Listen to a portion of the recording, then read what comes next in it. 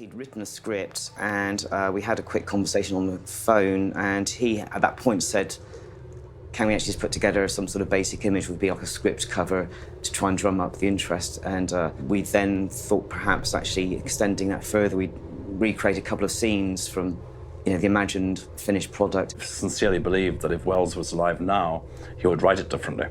There's no way that Wells now would set the story in 1895.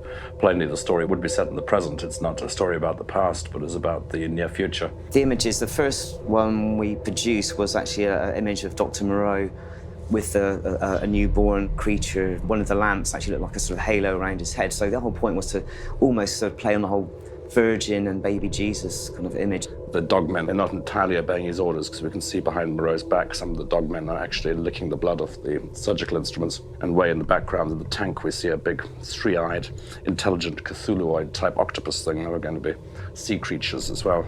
From that we decided that actually we'd produce a series of 12 images echoing the Stations of the Cross, which began with this basic birth of the baby Jesus, and then with a sort of crucifixion scene at the end, which is actually Moreau's own death. Moreau, as originally conceived, actually was nothing like Marlon Brando.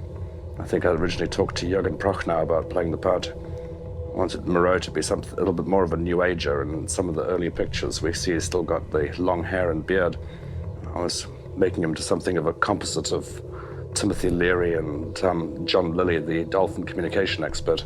As important as the character of Dr. Moreau were the beast people. They were going to be civilized, at least more so than we've seen in the previous Moreau versions. They've decorated themselves, they've got piercings, they've got some degree of beast person civilization. There is no cat lady in the book. The Panther Woman was added in the L.C. Kenton movie in the process of making it more Hollywood, and we in turn retained her. In reality, Aissa, our cat lady, is drawn from another novel. We stole it from Outcast of the Islands, the Joseph Conrad novel. We thought as this connection between Conrad and Wells, borrowing characters from another Conrad story, was vaguely within our remit. I was determined on some level that I would provide that moment that we were going to see the girl turn into a cat and be an animal. She would run on all fours, she would become furry. Underneath her jalaba is furry all over and has a tail. The dog people take the opportunity while the master is away to chase her up the wall, drag her down, kill her. Being civilized, they then proceed to not just eat her, but to cook her and then serve her to the castaway. When he realizes that what's happened in his absence, he immediately shoots a couple of the dogmen.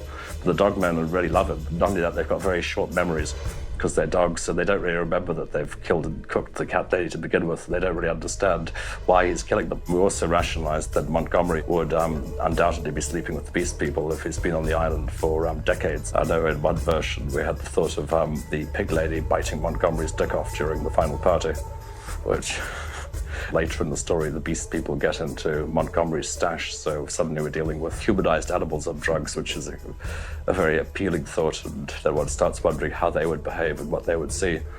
But these were to prove to be controversial elements later in the development process.